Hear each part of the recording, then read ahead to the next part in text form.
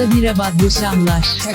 Salamlar olsun Şəki, qəlbimiz əlbəttə ki həmişə döyündü sənlə, fəxr edirik vətənlə.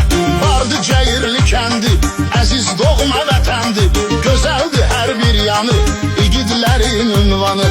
Harda hayanda olsaq, hansı məkanda olsaq, arzu diləyimiz bizim, sənsən ürəyimiz bizim. Bu yurdun övladların, gərək çəkim adların. Vardı Söhrab Əsgərov, atası Rizvan Əsgərov, atası kimi hünərli, cəsarətli, dəyərli. Qeyd eləyim Söhrabın, var altında bir maşın, yadda qalıb markası, baik olub markası. 77 nömrəsi 825'dir.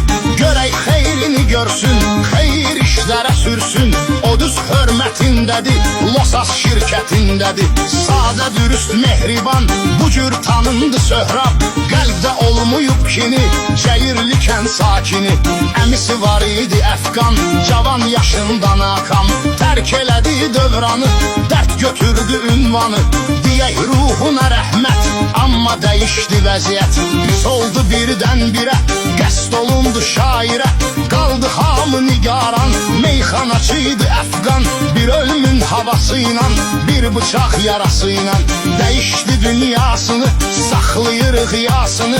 Bu vəziyyət acınacaqlı, Söhrabın əmsi oğlu.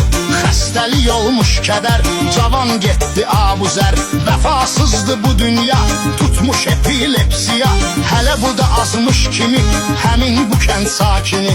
Qalıb bizdən aralda, boğulmuşdu kanalda. Allah rəhmət eyləsin, yerin cənnət eyləsin. Yoldaşı Sevda xanım, həm də atası Mərdanın. Xatirindədir hər gün, qoydu bizləri üzgün. Anası gülər nigaran, yadına salır hər zaman. Çətindir bala dərdi, hər günü min kədərdi.